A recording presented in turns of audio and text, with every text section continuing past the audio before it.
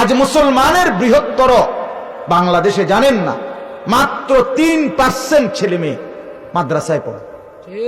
এখনো 97% ছেলে মেয়ে স্কুলগামী। তাহলে এই 97% ছেলে মেয়ে এরা আল্লাহর কোরআন পড়তে হবে, একথা যদি কলিজার মধ্যে না থাকে, তার মুসলমানের অস্তিত্ব থাকে কিভাবে?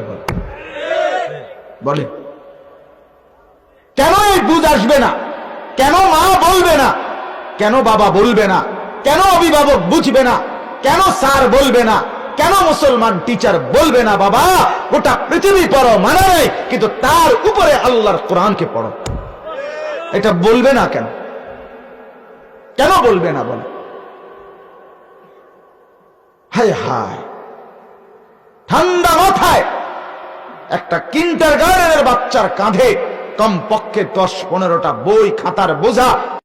আজ মুসলমানের বৃহত্তর বাংলাদেশে জানেন না, মাত্র 3% ছেলে মেয়ে মাদ্রাসায় পড়ে।